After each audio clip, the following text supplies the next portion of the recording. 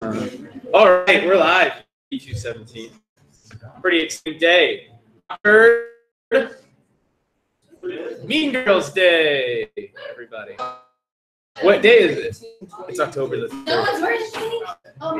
Pink is Friday. Do you think it's correlatory? It is. It is. Because we're Pink Day. And today is. You're all with me now. We're good. That's okay. All right. Colonial period. Gabriel. That get closed. Don't care. If it's not this class, I don't care. Open up a doc. I don't care if an email to Santa Claus. I don't care. No, you just your docs and open it that way. Shared with you. Going through email, lazy way to do it. Do that. All right. Colonial period during the 1600s. From Western Europe. If you don't know what Western Europe is, you need to think Italy, England, Scotland, Ireland, right? Wales, yes, it's part of the United Kingdom. All those places. And Western Africa. So Western Africa is on this side. Classroom. You can go ahead and spin around and take a look. I'll point to it here. Western Africa is here. This is Morocco, Algeria, Botswana, Senegal, Mali, Guinea, Liberia, Cote d'Ivoire, all of those places that you don't know because you think Africa's a country. But when in fact it has a lot of countries in Italy. No. Yeah, they do. I read it. And you read a lie. Yeah. However, most came specifically from this Western European country or state, England. They brought English on government with them, which include limited government. What's a limited government? Yeah, the government's limited. They can only do things. Also brought the idea of a representative government. With what? Somebody raised their hand this time.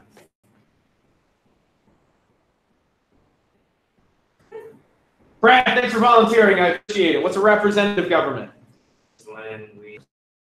Fantastic. That is a perfect answer. You elect someone else to make your political decisions for you so that you can be a more productive member of society. All right, so here are definitions I would like for you to know about limited government. Power of the government is not absolute, right? So if you think of a dictatorship and you think of a monarchy, think of total and complete power, unlimited sovereignty.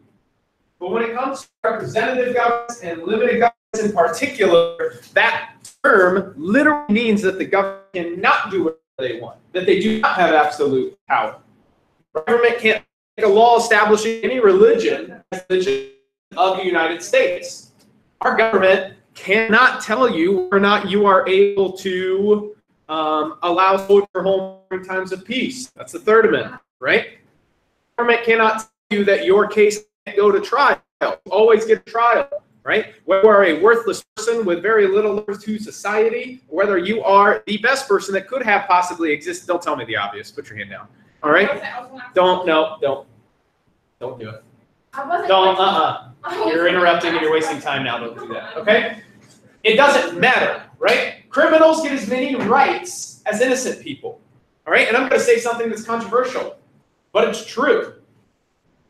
A lot of people, particularly people who are very famous, like to use their position in order to have their individual desires heard, right? Particularly people like Colin Kaepernick or people like LeBron James who have spoken out against social injustices that they view are wrong, right? So here's the problem with that. There are people that say, hey, you're an athlete, you should shut up and be an athlete. But the famous, they are good, or the make a lot of money, does not give them any less right to voice their opinions than you have. Right? Here's the difference between them and you. They're rich and people care what they have to say. You're not, and people don't care, right? And I don't mean that in a bad way. I mean that simply in the fact that if you have money, people listen to you. right? Why do we care what Warren Buffett says? Because he's super rich, right? Why do you know who Jeff Bezos is? I don't. Raise your hand if you do know who Jeff Bezos is. Exactly. Amazon. Oh, I have Amazon too. Yeah. So why do we know these people? Because they're rich. They didn't invent cures for cancer. They aren't neurosurgeons. They aren't professional athletes. They just had a good idea and amassed a ton of wealth from it. Right? So if you want your opinion to be heard, voice it. Right? But just because somebody's rich or famous does not mean that their voice gets to be heard less. Does that make sense? Because if you were rich and famous, you'd still want your voice to be heard, yes? Absolutely. All right? Both of these ideas influence the government greatly here in the United States, obviously, because we have both a representative and limited government. All right? So, limited government. The first example we find of the limited government throughout history is called the Magna Carta. All right? The Magna Carta was interpreted as protection against unjust punishment. So this basically said you can't do whatever you want. Right?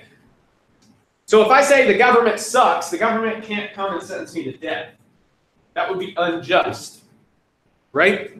It's basically preventing tyrannical governments or governments that just run around and do whatever they want because nobody can tell them that they can't. Right? It is literally a limit, the Magna Carta is. It also protects that loss of life and liberty and property. Sound familiar? I thought that was Life, liberty, and pursuit of happiness. Yes, guess what? You don't care. I'm going to tell you a little tidbit. You hear that? Life, liberty, and the pursuit of happiness? Plagiarized. Directly stolen from John Locke. John Locke coined the phrase life, liberty, and pursuit of property. And Thomas Jefferson said, hey, that's a good idea. I'll change one word and call it mine. Wow. Stolen. Yeah. He copy and pasted and everybody knows it and it's embarrassing. Yeah, he's a D-bag. All right? So, these key characteristics have been around for a long time before the United States, quote unquote, invented them. We are just the most successful example of democracy, not the first. Right? We took pieces of other democracies, like the ability to protect our citizens ourselves against unjust punishment, loss of life, liberty, and property. But the biggest thing, and the thing that upset Americans the most in colonial times, was the fact that they were being taxed on something that they had no power to vote on in any way. Monarchs continued to dominate in power during this time in history until 1625. Charles I made a huge mistake. He was the King of England at that time. He dissolved Parliament. He said, Parliament, you are cramping my style. You are telling me that I can't do things that I want to do. So I'm simply going to snap my fingers like Thanos and say you don't exist. And that's exactly what happened. Because the monarch did have total, complete, absolute, and supreme authority. They only allowed Parliament to exist as an extension of the government. So after he did that, he began lodging troops in homes, which took away their right to property, which was guaranteed to them under the Magna Carta. He declared martial law, which means all current laws are suspended and the government does take complete control, right? A lot of people think the president can just declare martial law. They can't. It's not a thing. We have it, but the president can't do it. It's not a power the president has. Okay. And then what happened is people began to get real upset with Charles I. And they said, you suck at being king. And we don't like you. And we are going to revolt against you and potentially overthrow you and potentially kill you. So Charles I said, hey, you're thinking of France, the guillotine, right? They would have just hung him. Yeah. But in 1628, Charles I was like, all right, I see what you mean. I would like to have some power and not like to have my head cut off or hung, right? So I'm gonna give some of my power back. Sorry, I apologize. My bad. I screwed up, right? And in 1628, all of the people forced him to sign something called the Petition of Right, right? And it's literally a document that says we have rights and you have to recognize it. And you signed it, so you are agreeing to recognize them, right?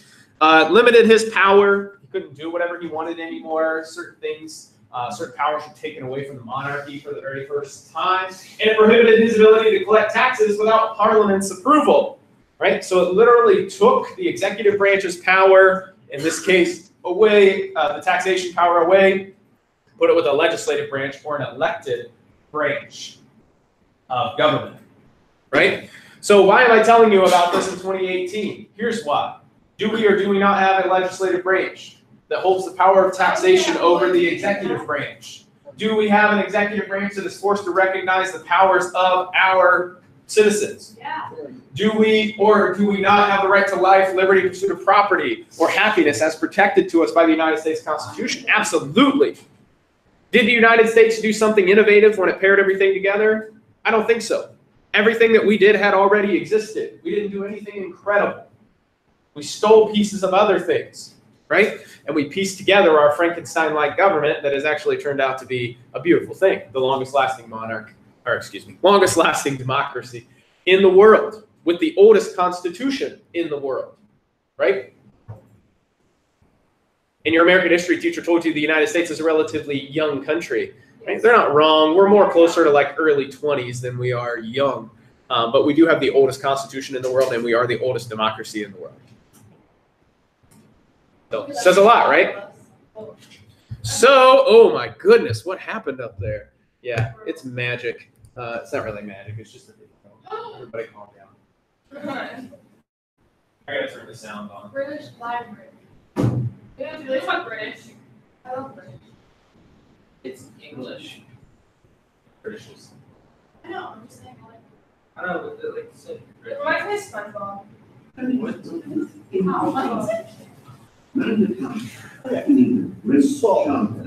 It's inspired people across the centuries, from Thomas Jefferson to Mahatma Gandhi. Why was the Charter originally created, and what does it actually say? Let us take you back to medieval England. It's the year 1215, and the ruler is King John. Many people believe that King John was one of the worst kings in history. He imprisoned his former wife, he starved his opponents to death, he allegedly murdered his own nephew, and pulled the beards of the Irish chiefs. King John had imposed heavy taxes on his barons in order to pay for his expensive foreign wars. If they refused to pay, he punished them severely or seized their property. The barons demanded that King John obey the law. When he refused, they captured London, and John was forced to negotiate. The two sides met at Runyon in June 1215. The result of the negotiations was written down by the king's clerks into the document we know as Magna Carta. Although most of the Charter's clauses dealt with medieval rights and customs, Magna Carta has become a powerful symbol of liberty around the world. The most famous clause, which is still part today, for the first time, gave all free men the right to justice and a fair trial. No man shall be arrested or imprisoned except by the judgment of their equals and by the law of the land. No one will be set. However, this law was not as liberal as it sounds. The Charter only applied to free men. The vast majority of people in 1215 were unfree peasants who were ruled over by their landowners. And although Magna Carta was intended to create peace between King John and his rebellious barons, England was plunged into civil war after the Pope declared the Charter invalid. In 1216, 9-year-old Henry III took to the throne. To keep the peace, Magna Carta was reissued several times during the 13th century, until it was finally made part of English law. Magna Carta has lived on for 800 years and is echoed in the Declaration of Independence and the Universal Declaration of Human Rights. Perhaps Magna Carta's most important legacy is that everyone, including our leaders, must obey the law. Pretty cool, right? Yeah. Um, That kid that wow. They based it on Yeah. Production quality of the video, as Kirsten said, sucks. Not good. Sound quality was all over the place. Sound bites were overlapping. Animation wasn't great. But the message was pretty clear.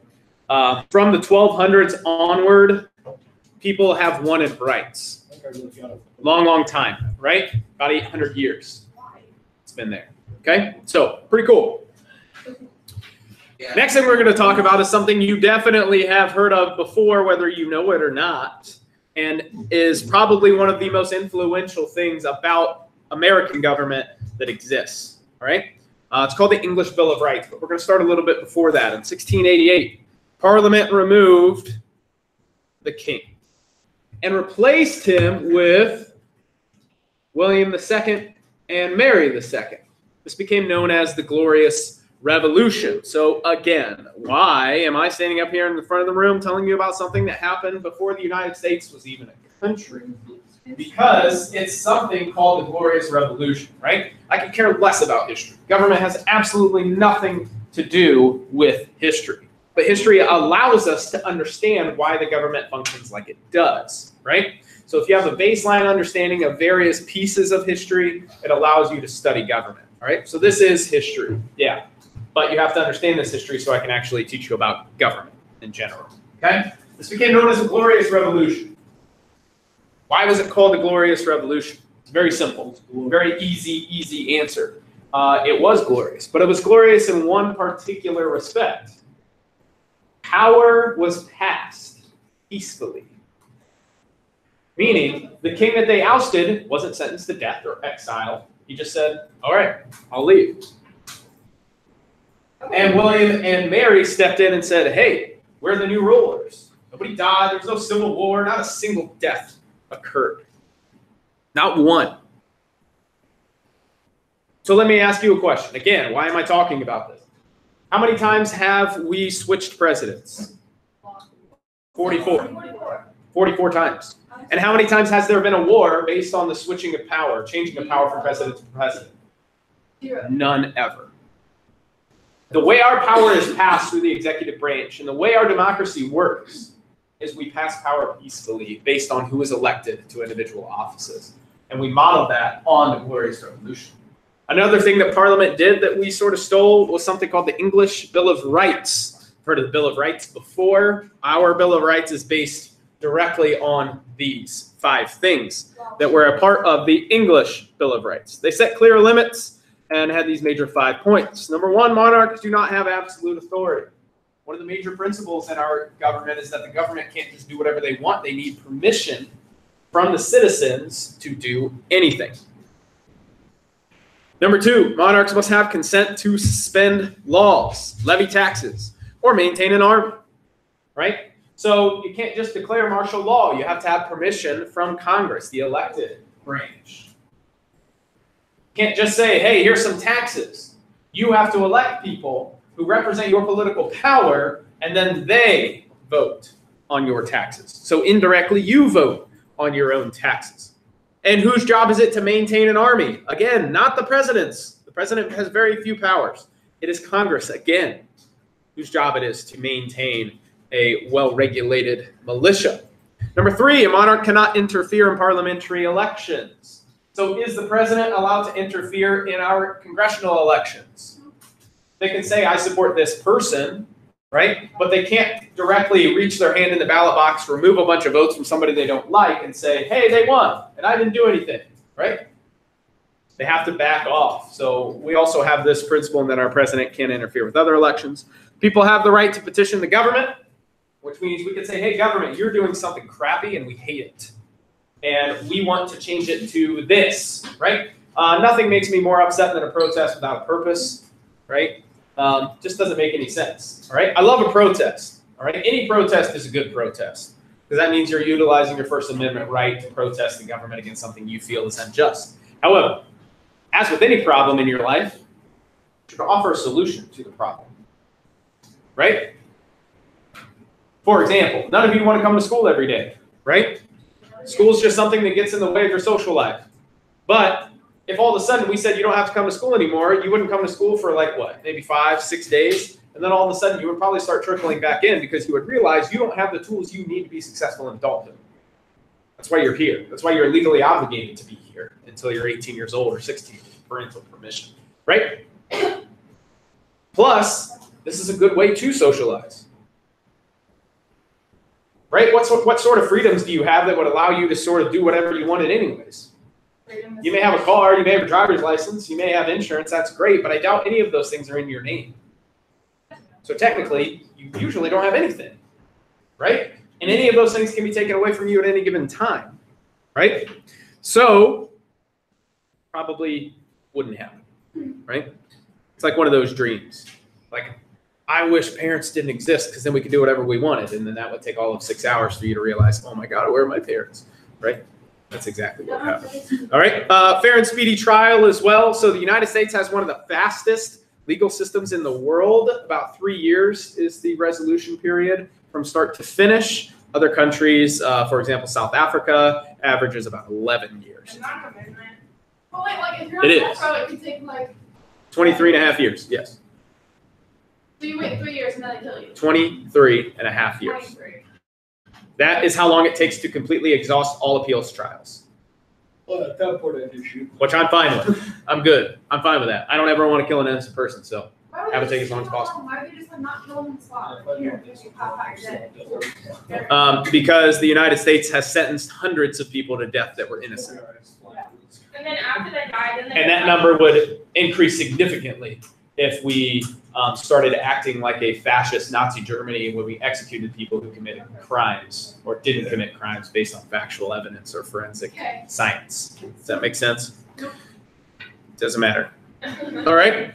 Number 5, people cannot be subject to cruel and unusual punishment. This is also an amendment. If you're looking for a number, it is the 8th amendment. I need us. Yeah, you may not be subject to cruel and unusual punishment. So how many of you know that prisoners have to pay a fee to be in jail every day? What? Yeah, you thought prisoners just went to jail. They never paid for anything. You're not exactly wrong. Technically, they are charged a fee to be in jail. But also, most of them, and I'm going to say most because that is the actual fact, never have a job that pays taxes, which doesn't allow their wages to be garnished, which doesn't allow them to actually repay any of the money that they owe. So you do end up paying for it, but technically the people who were in jail are responsible for paying their own fees. It's also the reason why prisoners must be paid a wage, because we can hold them against their will because they broke the social contract, but we can't force them to work. If they want to work, they can. 23 cents an hour is the minimum wage for federal prisoners. Is it true that prisoners get to see like newer movies before us because it's funded by the government? Get to see what? Like the newer movies before us. There are almost no movies funded by the government. I would say there's probably been less than 5 in the last 10 years that have been funded by the government. So if they're in prison, they don't get to see any movies. I'm sure they get to see movies, but I doubt they're movies that nobody's ever seen before. That wouldn't make sense. Then the prisoner population would not be a good sampling size of the rest of the United States. Yeah. All right, forming of America. The colonists believed that they were being deprived of those English Bill of Rights, right? So what a lot of people forget is that the United States wasn't the United States in 1688, but they did, or at least were supposed to, have their English Bill of Rights, those 5 things we just listed, right? And one of the things they thought they were being deprived of is taxation without representation. They thought it was unfair that they should have to pay taxes to a monarch and to a government as a whole in which they had no power. They had no representation in Parliament to make those decisions for them in a republic, a representative government. They had no direct votes because they weren't citizens or residents of England. So they thought they were being deprived of those English Bill of Rights. The colonists also firmly believed in that representative government, a lot like British Parliament, which is structured, you guessed it, in a 2-house system, right? Pretty much the same structure that we have here in the United States, only they have pompous, pretentious names instead of just regular names, right? Although the Senate does sound kind of pretentious as well. But colonists really wanted the ability to elect another person to make their decisions for them. And here's the principle of it. Back then, here's how information traveled. Hey, guy, here's a bunch of information on a piece of paper. Hop on the back of this horse, ride as far as you can, and try not to die. If you get where you're going, maybe, share that information with everybody that's there. Let me know what they think. Write it down on a piece of paper, hop on a horse, come back, try not to die. If you get here, then maybe I'll have enough information based on my citizens to make a decision in our government. Sounds awful, right? Oh, extra. No, that's a literal fact. That's how it works. How many messengers do you think died over this? I would say more than 50% is what we accept, right? But there was literally no more efficient way to travel in the 1600s or the 1700s, right? We did make cars. It just took us a while. But what we did instead is we said, hey, you seem to know a lot about government, and you seem to have similar interests that I do, so I'm going to let you have my voice. You go there, you make the decisions for us, and then we'll find out the information when it happens, right? And if you think about it, how many of you think you know the government well enough to actually be a representative? I do. I am. All right. What does Article 1 do, Jada? Answer, it creates the office that you just said you were a great candidate for. I knew that. I just didn't say it. I was Irony there, you get it? She said she was fit for an office, but she didn't know the article that created the office she said she was fit for. How embarrassing. Your face is turning as red as your hair. Keep it down. All right, so I don't know that I would be 100% fit either. I think there are people that have multiple degrees in political science and various constitutional law that would make better decisions on my behalf in the government. Because what they understand is this. There are thousands of things that go into a bill, right? For example, back in 2015, 16, Ohio had recreational marijuana on the ballot. Everybody's like, yeah, legal weed, let's go. But That's my guy.